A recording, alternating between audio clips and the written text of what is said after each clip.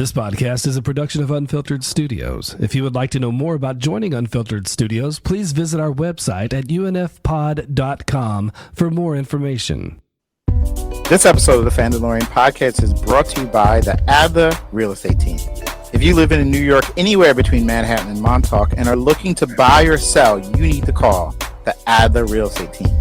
This real estate company is run by a husband and wife duo that, in addition to being real estate agents, are also a public school teacher and a police officer. It is a family-run business that gives you the attention and care you need when you are about to make one of the most important decisions of your life. And I know from experience. Also, if you mention that you are a fan of the Fandalorians, they will be able to get you up to $2,000 back at closing. It doesn't matter if you are buying or listing.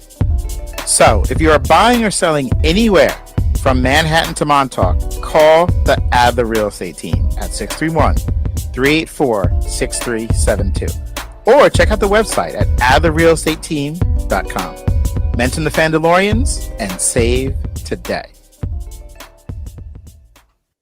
All right, welcome back, class. On today's episode, we are joined by the producer of the Blair Witch Project, Gregg Hale, to discuss his new fantasy/supernatural podcast, Black Velvet Fairies. All this and more in a Scary Fairies episode of the Fandalorians. Teachers by day, nerds by night.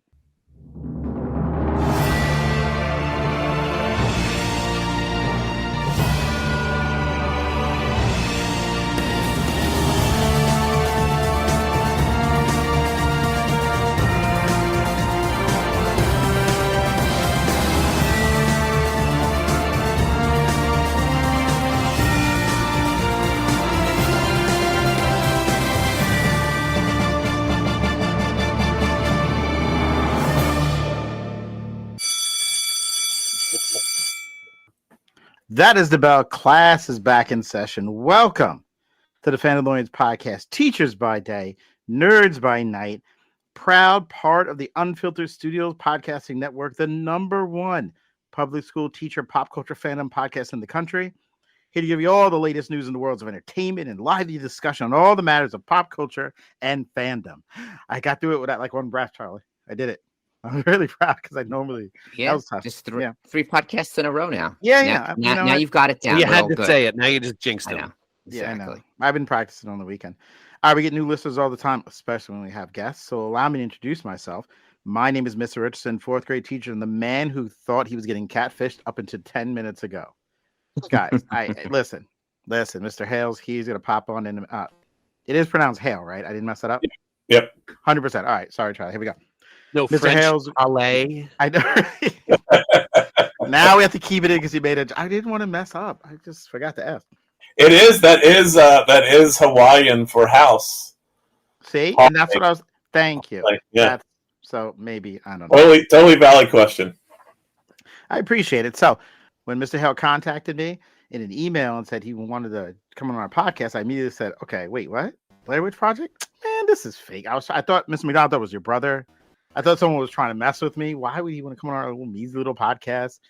And then we're going back and forth with emails, and he's still responding like, "This can't be a fake. Am I getting?" And then he just popped up on the screen here. It's real, guys. I haven't been catfish. Gregg Hale's here, guys. Now I just expect him to do the Scooby-Doo unmasking, and it's secretly like your brother. Yeah, right. The whole time. Should have known better. Co-teaching with me, the man whose high school students taught him new slang this week, Mr. McDonald. What did they teach you? What new word is out here in the streets? Well, everyone should know by now that I teach in New York City public schools, Queens, New York. So I always find myself on the cutting edge of new slang. And actually, in the past week, I have been introduced to 3 brand new slang words that I was like, hold up. So whenever a kid introduces it, I always make them spell it and define it. The first one I heard about today is, I don't know if you guys ever heard this. It's called out of pocket. I've seen a little bit of this. Well, I actually know this one. This is when you're talking a little crazy. It's when you say something kind of outlandish or like go outside your lane, so to speak. A student said that to me. They're like, "Yo, mister, you're out of pocket right now." And I was like, "Wait, what?" All right. What else they give you? Next, left no crumbs. It was so good you left nothing behind. You nailed they it. ate it up. Perfect. They ate it up as a thing too. Yeah, That was totally your lesson, But I right? You think left no that as a crumbs. reaction to ate it up, and that's the new slang on new slang. And then my favorite Here we go. is do it for the plot. What's that? What's that? It means pretend like you're a character in a movie and do it to advance the plot. It's a way for like students when they're scared to do something, they're like, I'm just going to do it for the plot. Nice. I'm really stealing like that one. I am. Me too. And that immediately I was like, I am absolutely adopting that one. Do it for the plot. That's Because what I love to do is I love to talk to my friends, teenagers, with my Queen slang and see if it has trickled down yet. And I got crazy looks. They're like, those aren't real things. I'm like, you'll find out 6 months from now. They will be. Exactly. Right. Yeah. 6 months from now, when you're using it constantly, remember this moment. Get Back to the Future. Your parents are going to love it. Just relax. It's going to be a thing. My other co-teacher, second grade teacher, and the man who went to the movies, Mr. G.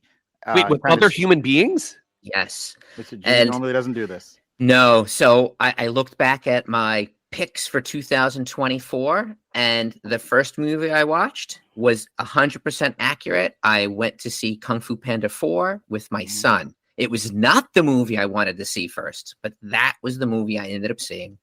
And then I ended up watching Damsel. So we'll talk about those later on. But I ended up watching those two. Impressive. I'm proud of you, Mr. G. I'm very proud of you. And joining us today, you may know him as a film producer for the 1999 cult classic, The Blair Witch Project. He's here today to talk about his new fantasy supernatural podcast, Mandalorian Universe. Please welcome Gregg Hale to the show. I'm clapping. Thank you. Thank you for being here. Yeah, thank you for having me. So for those listeners who've been paying attention, we are teachers by day. And so we always like to ask our new guests one question. So who was your favorite teacher? Wow. I have to go with Miss McCormick. She was my drama teacher, and we had a gifted and talented program at our school, and she was my gifted and talented teacher for my junior and senior year in high school. And super cool lady, very influential on me in terms of like she had been a professional actress, had worked on professional plays and stuff like that, and for a kid in a small town in Kentucky, that was like near magic. Big influence on me in terms of thinking about, oh yeah, you could actually do creative stuff as a profession. Wow. So teachers do shape and help us move forward with our lives. Wow. Yeah, and that's not an easy pick. I've actually got a few that I could talk about that affected me a lot creatively. So hats off to you guys for sure. Well, I'm going to take the credit by the transitive property. So I'm in. There you go. Well done. Not only are we teachers by day, but we're also nerds by night because we got to work during the day. What are you most nerdy about? I mean, I'm pretty damn nerdy in general. What am I most nerdy about? I would say the nerdiest thing I currently do is I'm obsessed with a board game called Dune Imperium. 2 in a row. Our last guest was God, obsessed with the board game also. Different game, but Yeah. board games are coming back, people. That's great. Yeah, we're gonna talk about a board game here in a little bit. So is it Dune related to the book and movies, Dune? Yes, it is. It's based on the world of the novels, but visually through the lens of the last film. So it's a licensed property. Paul Atreides is painted to look like Timothée Chalamet, and Duke Leto looks like Oscar Isaac, etc. It's an amazing. If you guys are into board games at all, not to turn this into a pitch for Dune Imperium, but it is probably the best board game I've ever played, and definitely the best game adaptation of a narrative property that I've ever seen. It's incredible. Wow. I got a question now. We've talked about board games now two episodes in a row. His here. interest. Yeah. So how long does it take to play the game? Once you get used to playing, like once you get the rules down, you can do a game in about 2.5, 3 hours. Okay. Not too bad. So it's like watching it at the movie Dune. Yeah. Just as long. Almost exactly like watching the movie Dune or Dune 2. And do you fight over who gets to be Timothée Chalamet or who gets to be Zendaya? Like, Great it's like the hat and the puppy. Who gets that Monopoly piece? You do have personas that you play, but the personas are all based on the different houses. Oh, okay. So Chani does not represent a house. Okay. So so you can be Atreides, Harkonnen, or Harkonnen, as they say in the movie, or a bunch of other houses that I can't remember. Don't you hate that when you've been reading a book and you have it pronounced in your head one way, and then they do a movie and it's not the way you pronounced it? And you're like, am I wrong or are they wrong? I think they're wrong. They're probably wrong. Yeah, I mean, I guess that Harkonnen is Finnish or something, or based on Finnish, and Harkonnen is the way the Finnish would say it. I read all the Harry Potter novels with my kids for the first time, like reading it out loud to them when they were little. And then I was like, okay, we've graduated from Harry Potter. I'm going to try The Hobbit. So we read The Hobbit. And then I was like, okay, let's try Lord of the Rings. Read Lord of the Rings out loud to them. And talk about like all these. I've read Lord of the Rings, a half a dozen times at least. But you realize when you're reading it out loud, there's all these words in there that you've never said out loud. So I would be like reading to the kids and I'd leave. And they reach the river Loraton and the valley of Ringdipadal. And my kids would just be like, Dad, what is going on? And like, Greg, I'm going to teach you a teacher trick. If you say it confidently, the kids will believe that's how it's pronounced. All right, duly noted. Thank you. Did you sing them the songs too? He learned to play guitar just to sing the song. The lute. I learned to play the lute. Nice. Oh, even better. Going the extra mile. All right, we're going to talk about your new podcast. Thank you for joining us. Yeah. So much. So happy to have you here.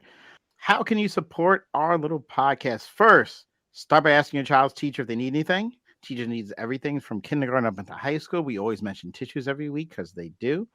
Reach out to your child's teacher. Help them out with what they need if you can swing it and afford it. And tell them the Fandalorians told me you need this. Help them out. They would truly appreciate it. Also, check out our merch. The link to our storefront is in the bio. And as always, all the proceeds go to Laney's Legacy of Hope, which is a nonprofit organization that engages in fundraising activities to provide assistance to families with someone suffering from pediatric cancer. Volunteer run, no CL. The money goes directly to the families 100%. When you buy our merch, our money goes to them. We have never collected a dime in any of our merchandising sales. All the money goes to the kids. So check that out. And if you live on Long Island, check out Red Shirt Comics in downtown Port Jeff Village for all your comic needs. And for those listeners who don't, remember to shop at your local comic shops. Okay, we got it all done. Let's get on with the show. It's time for a building meeting. And with our building meeting, we have our guest, Gregg Hale. We got some exciting stuff to talk about.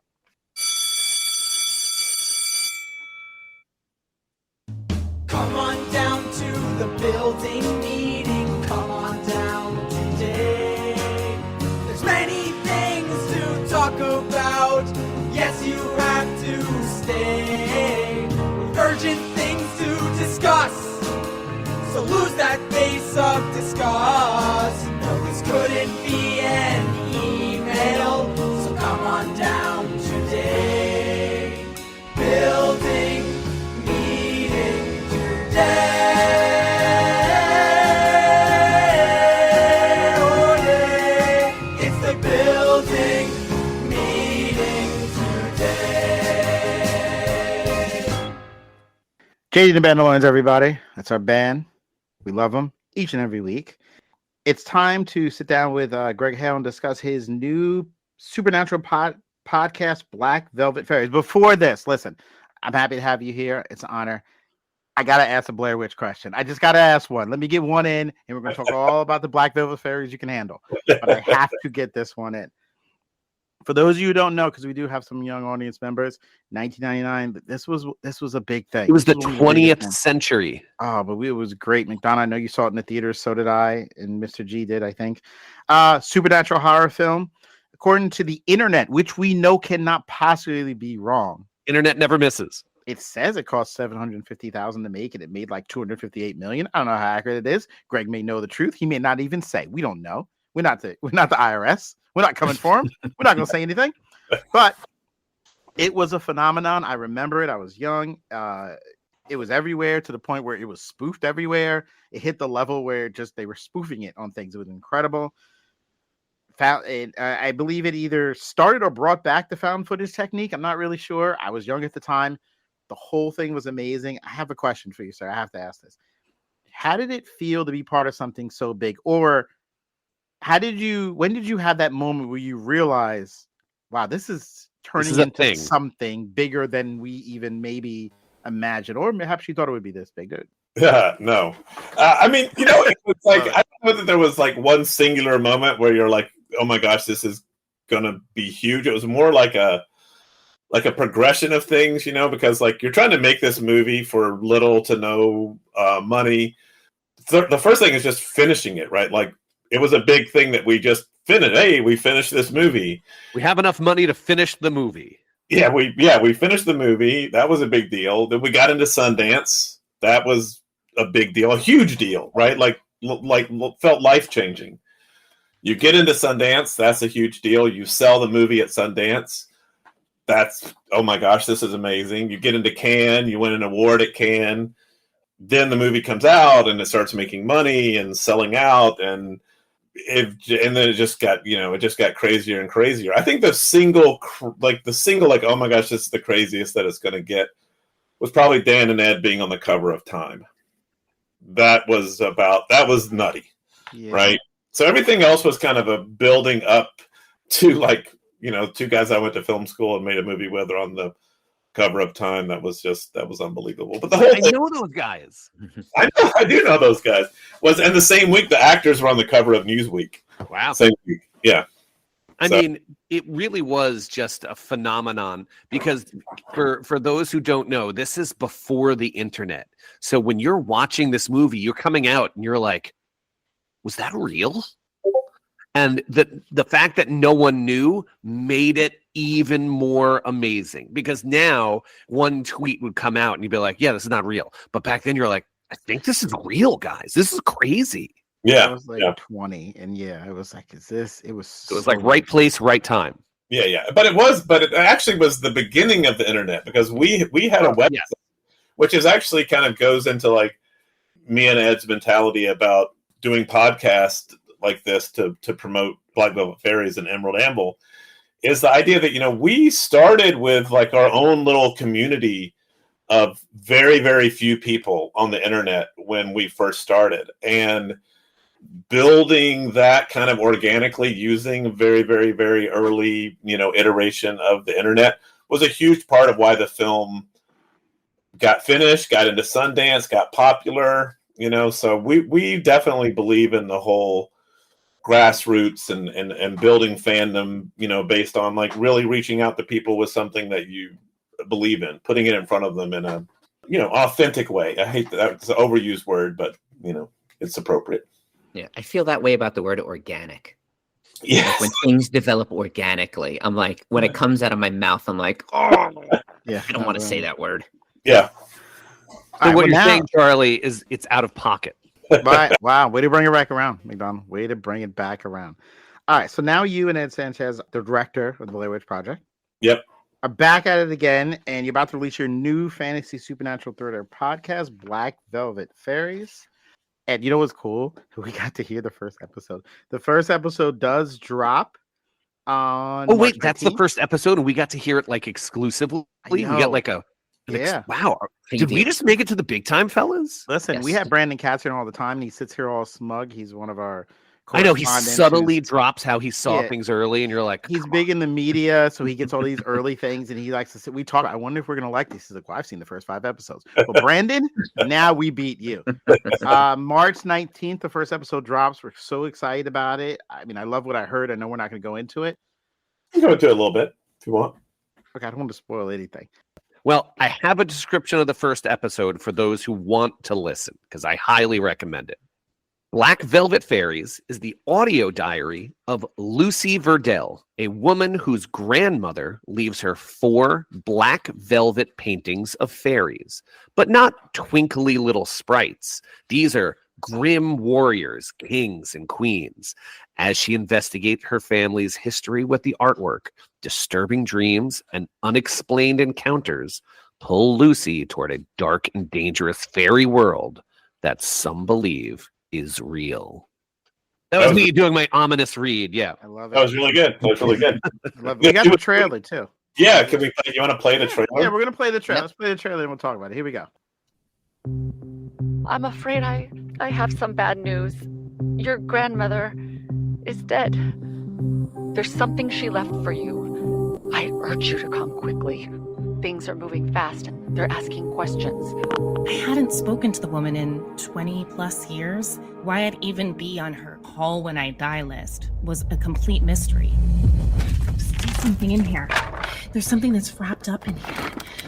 It's a painting. They're painted on black velvet. I think they're fairies, but these are grim. They are potentially dangerous. They have magical powers that we don't understand. I edited the stuff with you in the attic. There was something on the audio. A voice. Hello?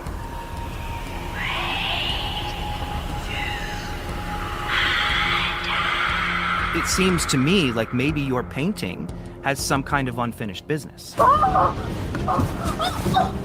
Something's out the window. What is that? What is that? Someone was in my apartment. What? Are you okay?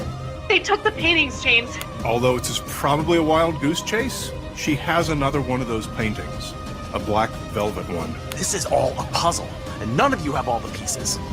The connection is broken. There's something there. Where? It's following us. I don't see anything. James, it's right there! Run, James, run! Black Velvet Fairies, a new podcast from PRX and the makers of the Blair Witch Project.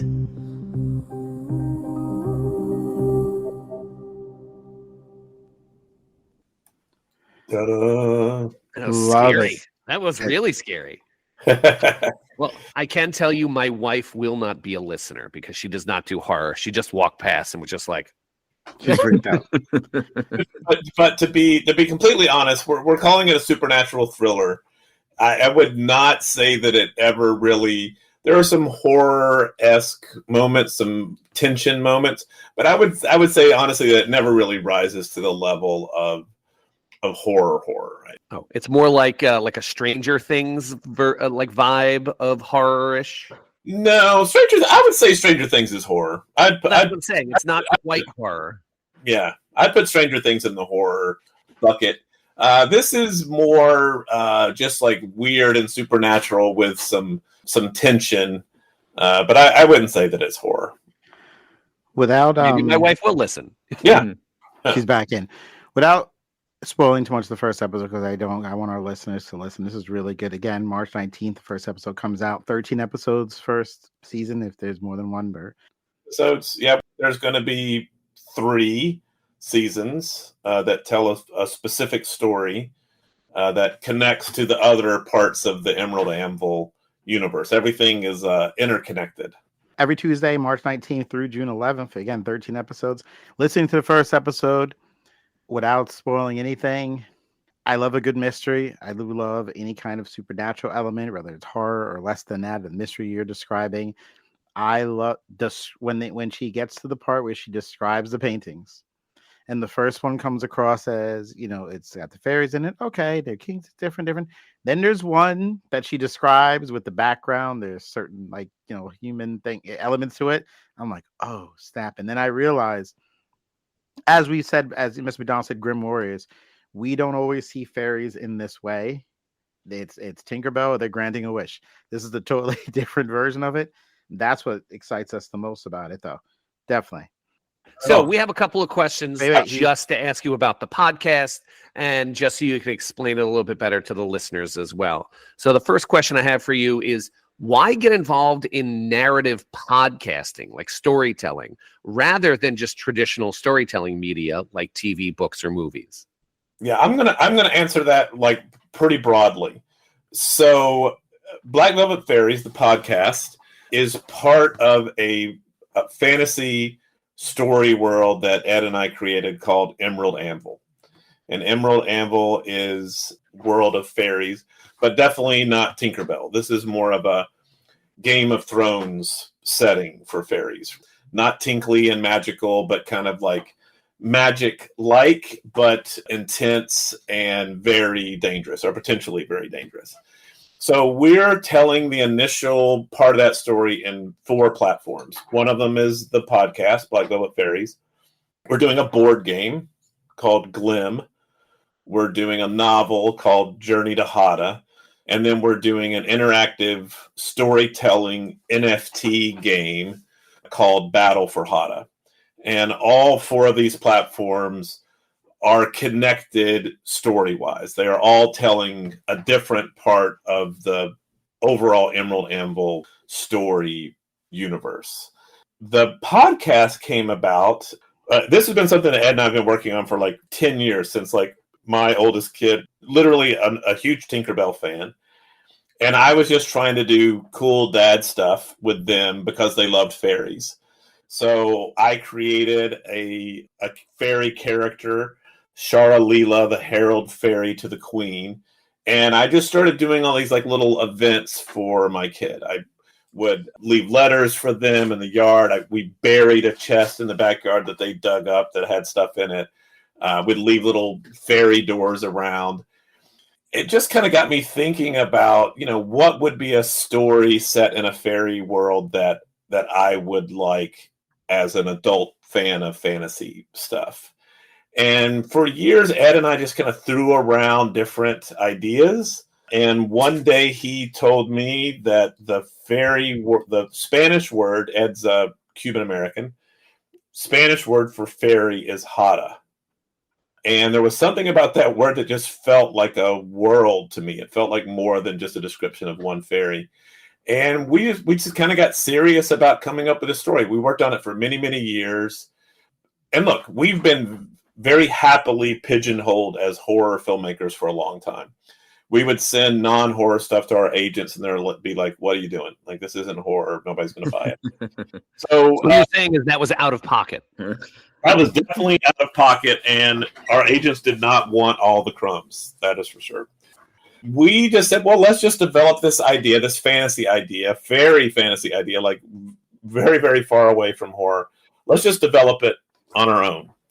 So we raised a little bit of money, independently financed, so going back to our roots, indie financing, and put this thing together and just started assembling a team of people that we liked working with.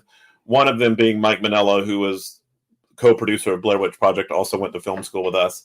Mike had done a really, really good horror podcast called Video Palace a few years ago that was quite successful. And Mike was like, let's try to tell part of the story as a podcast. And I had never even thought about doing a podcast. Mike had a connection with PRX.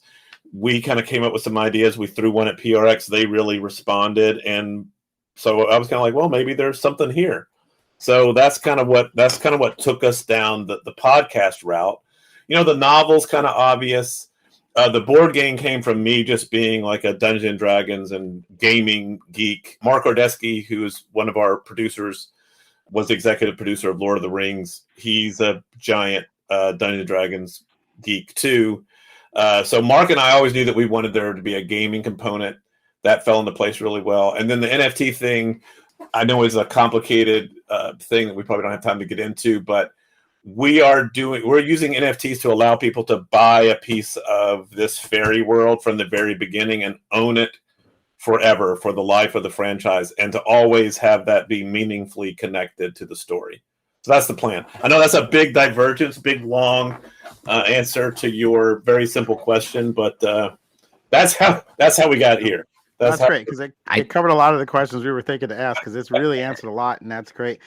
We need to get a Fandalorian part of this. I think we need to be in this universe. I just want to throw it out there early. But Mr. G, what were you going to say? I was going to say I played Dungeons and Dragons last night. Yeah, that's what I do. On every Tuesday, I play with my friends. So nice. How long has your group been playing? I've been playing probably since 2002. With the same group. Pretty much the core. Wow. So it's the story goes is that she's now my wife, but she had went overseas to visit family, and my buddies high school gave me a call. It's like, hey, you want to come play D&D? And I was like, no, I don't think so. I was like, come on, just come out. And I just fell in love. So I've been playing with them, and then it's on and off, but we play online now, like when COVID hit. But my one high school friend, he lives in Kentucky now.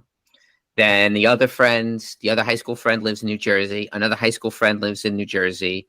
And then the DM, he lives out by us. And then we found some people along the way. Oh, cool. Awesome.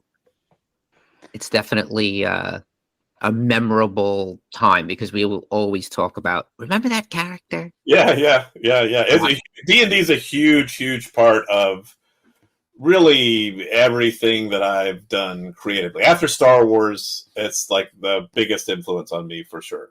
Star Wars and D&D. Yep. I love the idea of the beginning of this universe and all the different components of it. I love the first podcast and seeing where this goes. I'm excited about it. I have a question though. All right, so Lucy Riddell's journey seems deeply intertwined with her family's history and the mysterious black velvet paintings. One of them that freaked me out when I was listening to it on my headphones when I was washing the dishes. Almost dropped the dish. There was a whole incident there. I always say on this podcast, if you love the character, you love the journey. If you don't care about the characters, you're really not invested in the journey. Whether you love or hate them, you have some tie to it. You keep going. So what can you tell us about Lucy that isn't going to spoil anything coming up? I know, again, it drops on the 13 episodes. We're going to learn a lot about her on the way. But what can you tell us a little bit about Lucy now? Well, Lucy has had kind of a complicated childhood. Her dad dies when she's 6 years old under kind of, weird circumstances that, of course, end up being connected to the whole fairy painting thing.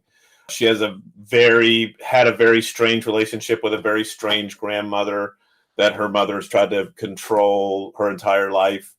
Lucy has kind of grown up having these really intense dreams that she can't explain, that's kind of on the edge of night terrors. We are definitely imply in the podcast that she's had some struggles with mental health in the past that her friend James, the other main character in the podcast, seems to know about. So she's a complicated, vulnerable woman. She's kind of an every woman in that, she has a job and does her job, and she has a cat that she loves, job that she doesn't love. Look, it's fantasy 101, right? It's this mundane life with hints of something mysterious, and then mysterious stuff falls in your lap, right? And off we go. That's every fantasy story ever. Hero's journey. I think Lucy's a really likable person. I think she's got a great sense of humor, a little self-deprecating rather, witty, but in a dry way. And then we really lucked out in terms of like the execution of the podcast. Gretchen Lodge, who gave us an amazing performance in a horror film that me and Ed made, and Mark and Jane, called Lovely Molly several years back, which is a really horrific horror movie, but she's amazing in it. And we talked her into playing Lucy. And I think Gretchen brings so much personality and warmth and realness to the character that I think we had a really good character on paper. And then Gretchen just brought her to life in this really amazing way, I feel. The personality comes through strong in the first episode. She's likable really early on. Yeah, thank you. And that's key, right? That's like you're saying. That's if you don't care about the character, you don't necessarily have to like them, but you have to care about them, right? You have to be engaged by them. Yeah. And I think that Gretchen as Lucy both makes you like her and also engages you, because you kind of sense a little bit of that darkness and that weirdness that's going to come out. It's coming. Yeah, it's important. Like you said, it's just Even when I write little characters and things like that, even if you hate them, like that character you in that Netflix show, I can't stand that character, but I'm engaged to see what happens to him because I want him to get what's coming to him. So yeah, anything like that locks you in, definitely. Yep. So you have a multimedia idea here that you're working with here. We're podcasters. So I'm going to ask you specifically more about the podcast in terms of challenges. So what kind of challenges did you encounter in producing the podcast, and had you overcome any of those problems? Well, I mean, the thing about the podcast was, the challenge with everything is, like I was saying, this is an independently financed thing. You know, we kind of raised a little bit of money to do this. So the challenge is always going to be, like with indie filmmaking, right, is not having enough money to do it the way you really want to do it. We really lucked out with the casting. You know, we got Gretchen to play Lucy. We got another actor who had been in a movie of ours called Exist, which is a Bigfoot horror film.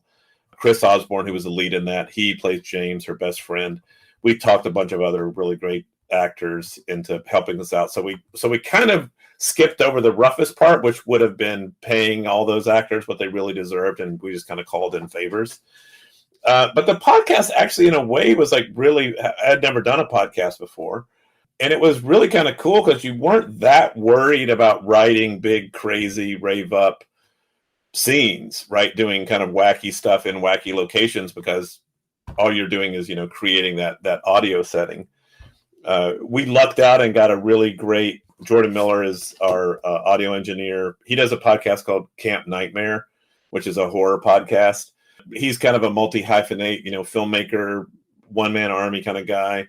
Jamie Nash, who has written basically every movie that Ed and I have made, or co-written at least, wrote and directed the series. So the biggest challenge was just like, the logistics of talking all those people into doing things for next to no money, right? Well, you were able to do it. We were able to do it. And really, the technology now is, just like we're doing this on on the Google call. We did everything remotely. All the actors just had little setups in their houses, and we recorded the entire series in about not too much more than a week. Oh, wow. That's great. So yeah, it's, compared to a film, because all told, the podcast is, 3 something hours of content, so it would be a feature and a half. That would be a heck of a lot more work to make a 3-hour movie than a 3-hour podcast. So it was kind of freeing in that sense. I didn't have to worry about writing some big scene with a bunch of elements that in a movie would have been difficult to pull off. So you found it's easier to actually create this story in this medium than it is a movie. It's easier, like logistically and creatively. You don't have those same concerns about, as an indie filmmaker, you're constantly thinking about how much is this going to cost, and can I do this, and what movie can I write or create that is going to be makeable. Definitely is a challenge to do an audio drama. Again, never done an audio drama or a narrative kind of audio thing. Mm-hmm. So writing the script, character is like describing what's happening and getting that across to the audience, because we don't have a narrator, right? It's all all first person, recorded, as we go, as Lucy is going through this adventure.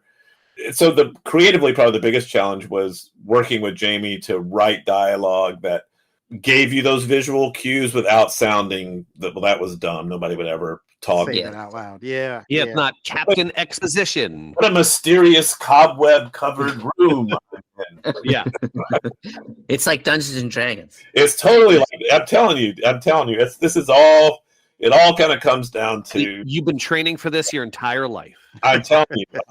That's totally true. You joke, but that's totally true. When I was listening, I listened to audiobooks, and Mr. Richardson joked about how you actually watched a movie, because I usually share what audiobook I'm listening to.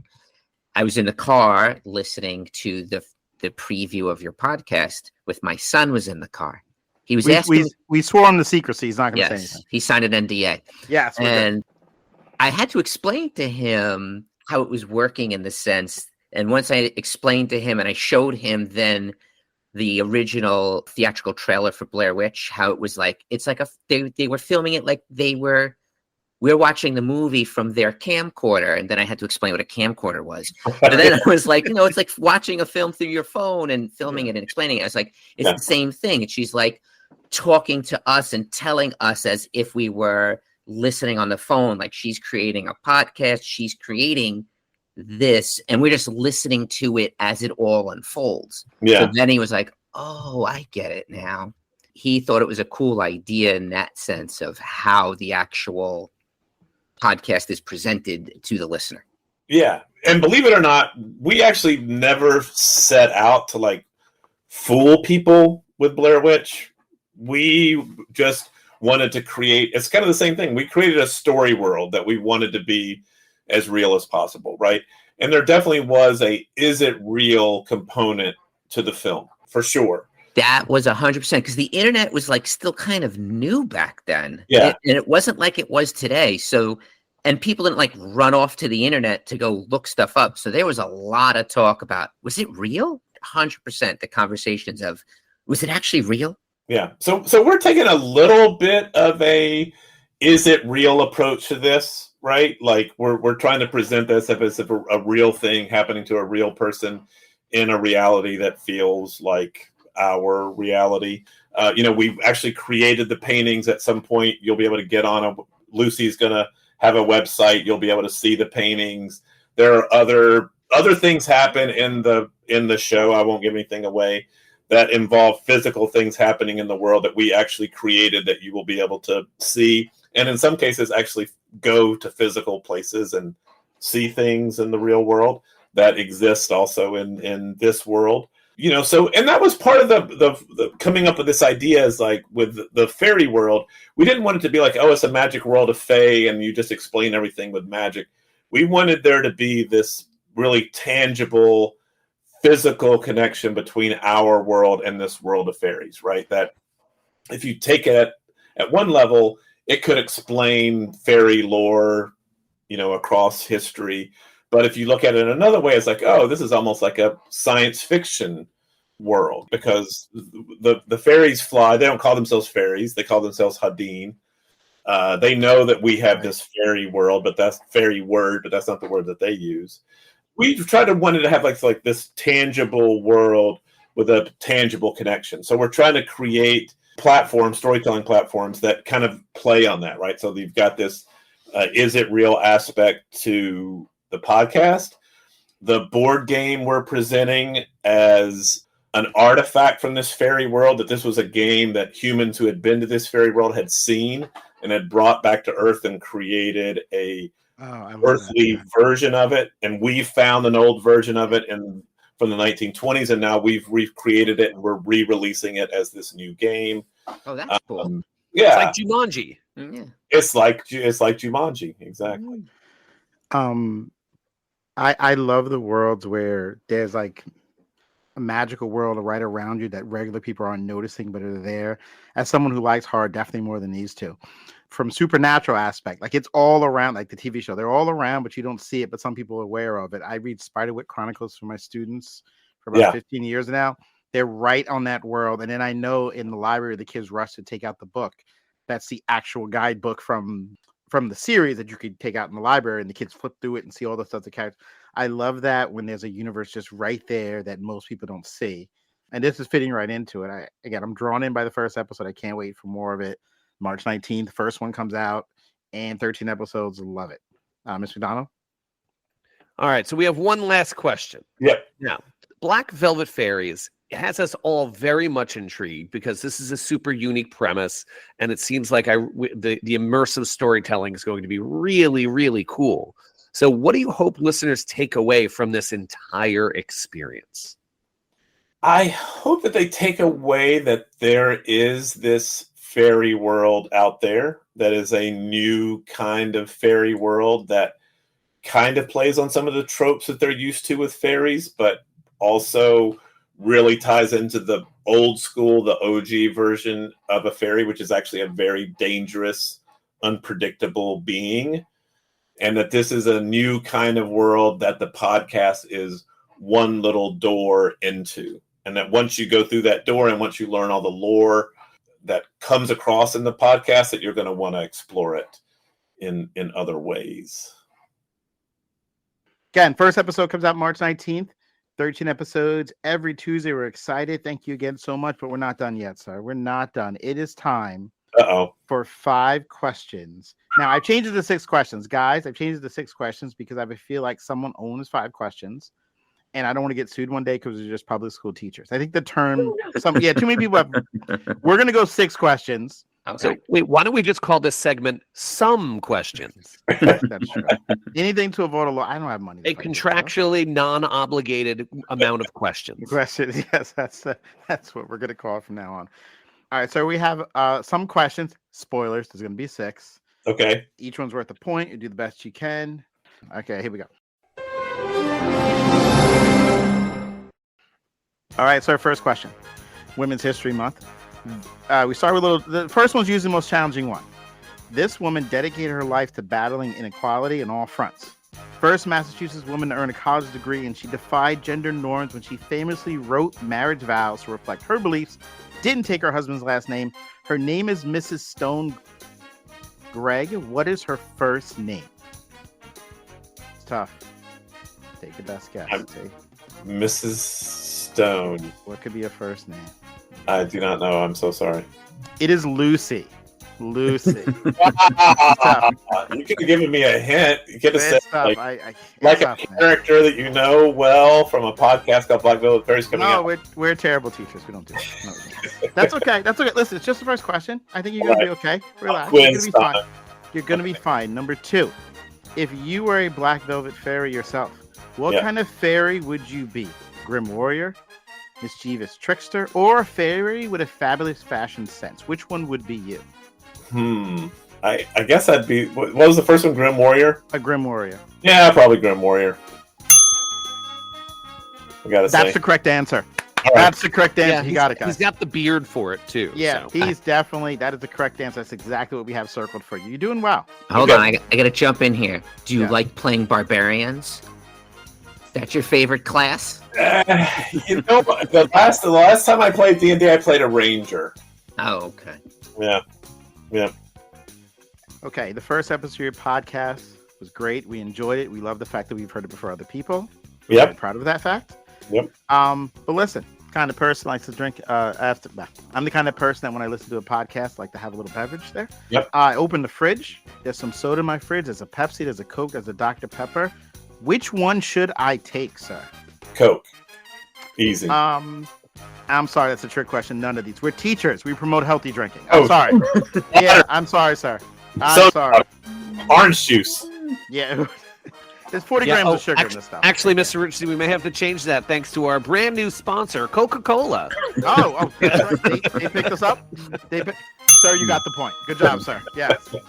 Listen, these sponsors dictate what we do. We don't move for nothing. All right, question number 4. You're doing well. You got 2 points. You're doing great. Great. If Black Velvet Fairies were to spawn a line of merchandise, what bizarre item would you want most to see on store shelves? Glow-in-the-dark fairy wings, or fairy-approved Black Velvet paint sets with human skulls to paint? How can it not be human skull paint set? That's what we want, guys. I would want that too. Yeah. We need that. Yeah. Mr. McDonald, would you paint that with your kids? Absolutely. But you know what I do when your wife leaves the house? No, since I did find out that the paintings actually do exist, I want a t-shirt. I do too. Glow-in-the-dark stuff. It's going to be great. I would like to do the painting, but I know I would not be allowed to hang it up anywhere. No evidence of it. Paint the human skulls, leave them in my classroom. There's even more human skulls in the board game. I'll tell you that. Oh, I can't wait. We're going to play that board game, guys. I can't wait. Number 5. You're doing great. You have 3 points out of 4. You're doing great so far. You're getting all these questions right. We're very proud of you, except for the first one, Lucy. I mean, okay. It was a miss. You're still doing good, though. Don't lose that confidence. I can't see your eyes. Number 5.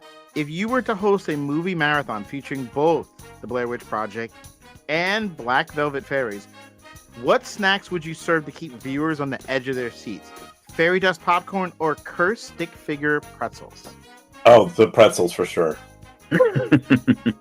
Judges, what do you think? We're gonna McDonald muted. Sorry.